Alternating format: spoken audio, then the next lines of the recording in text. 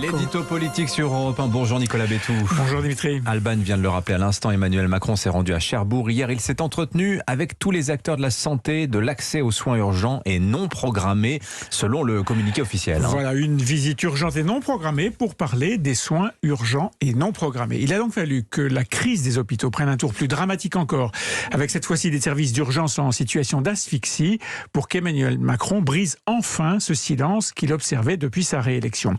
Son saut de puce en Normandie était sa première sortie politique depuis plus de 5 semaines. Et dans son entourage, on commençait à admettre que si elle permettait d'anesthésier la campagne pour les législatives après avoir chloroformé celle pour la présidentielle, cette stratégie de l'absence avait probablement atteint ses limites. Ne serait-ce que parce que ce silence présidentiel semblait indiquer que rien ne presse, que tout peut attendre, que la France vit dans une atmosphère de tranquillité ouatée, une époque bisounours avec pour seul problème ce qu'une absence de solution permettrait de résoudre. Évidemment, ce n'est pas, mais pas du tout, le cas. Des urgences, il y en a, à commencer par l'hôpital et l'école. Et Emmanuel Macron a donc inscrit à son calendrier de la semaine 2 déplacements centrés sur ces 2 secteurs en crise, la santé et l'éducation. Alors effectivement, puisque demain il se rend à Marseille avec le nouveau ministre de l'Éducation, Pape Ndiaye, et hier à Cherbourg, à l'hôpital de Cherbourg, Emmanuel Macron a annoncé la création d'une mission flash sur les urgences. Alors, on dit les soins non programmés dans le langage administratif. En tout cas, une mission d'information qui, n'en doutons pas, va déboucher sur un groupe de travail, puis sur un rapport, puis sur un plan. Ce sera le 4e plan d'urgence en 3 ans. Il y avait déjà eu 3 crises consécutives en 2019 et le gouvernement avait débloqué en 3 arrosages successifs quelques 2,5 milliards d'euros.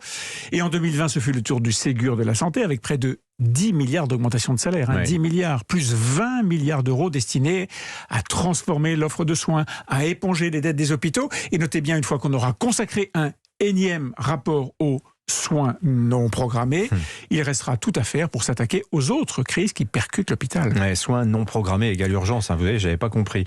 Est-ce qu'on sait ce que sera la feuille de route de la nouvelle ministre de la Santé? Elle était avec lui hier, Brigitte Bourguignon. Non, pas du tout, puisqu'il n'y a pas eu et qu'il n'y aura pas de campagne électorale. On sait seulement avec certitude qu'aucun plan n'aura la moindre chance de fonctionner s'il ne met pas de son côté les personnels de santé. Or, quand ils ne sont pas partis définitivement, ces personnels, ils sont pour la quasi-totalité soit en colère, soit découragés, soit les deux. En cause, l'impression de se heurter à une sorte de léviathan, un monstre impossible à manœuvrer. En arrivant à son ministère il y a 5 ans, Agnès Buzyn, la première ministre de la Santé du premier quinquennat Macron, avait affirmé que le gâchis coûtait 30 milliards d'euros à l'hôpital, 30 milliards par an, 150 milliards en 5 ans. Mais depuis, rien n'a été fait pour s'attaquer de front à cette gabegie. Au contraire, on a ouvert le robinet des fonds publics pour colmater des fuites, régler des urgences et parer au plus pressé. Mais oui, sauf que cette fois encore, Nicolas, il y a urgence. La crise du Covid a complètement désorganisé l'hôpital et fait partir des personnels soignants. C'est vrai, mais rien n'a été demandé en contrepartie des rattrapages de salaire ou des augmentations qui ont été accordées avec le Ségur de la Santé. Je le répète, près de 10 milliards par an, 10 milliards, somme faramineuse.